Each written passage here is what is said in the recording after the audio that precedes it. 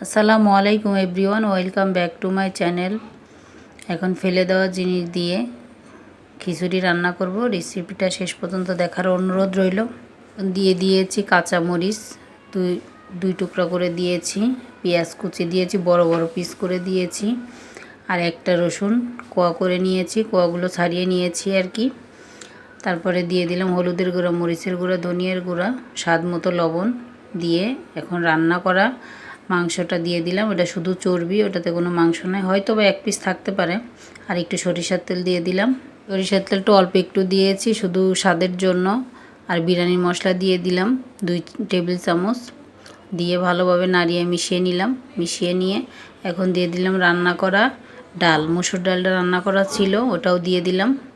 দিয়ে 4 কাপ পানি দিয়েছি, এখানে 2 কাপ চাউল ছিল। 4 কাপ পানি দিয়ে ভালো করে নেড়ে তারপর ঢেকে দিয়েছিলাম। বলক এসে গেছে। এই পর্যায়ে যদি আপনারা কেউ লাইক না দিয়ে থাকেন, প্লিজ একটা লাইক দিয়ে দিন। লাইক দিয়ে ভিডিওটা কন্টিনিউ করে নিন, আর আমার চ্যানেলটা সাবস্ক্রাইব করে আমার পাশে থাকুন।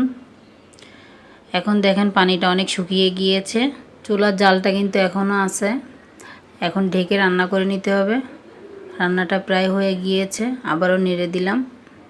কি সুন্দর ঝরঝরা হয়েছে দেখুন, একটুও কিন্তু লেগে যায় নাই নিচে। নামিয়ে নিলাম। এখন দেখেন শুধু চর্বি দিয়ে রান্না করেছি, কিন্তু এটার ভিতরে কোনো মাংস নাই। এখন বেড়ে নিলাম, একটা প্লেটে নিয়ে নিলাম, নিয়ে লেবু, কাঁচামরিচ আর পেঁয়াজ নিয়ে নিলাম। নিয়ে এটার সঙ্গে আপনারা সালাদও নিতে পারেন, সালাদ দিয়ে খেলেও খুবই মজা লাগবে। এখন আমার রান্নাটা শেষ হয়ে গিয়েছে, খুবই মজা হয়েছিল। আজকের মতো এখানেই বিদায় নিচ্ছি, আবারও নতুন কোনো রেসিপি নিয়ে দেখা হবে।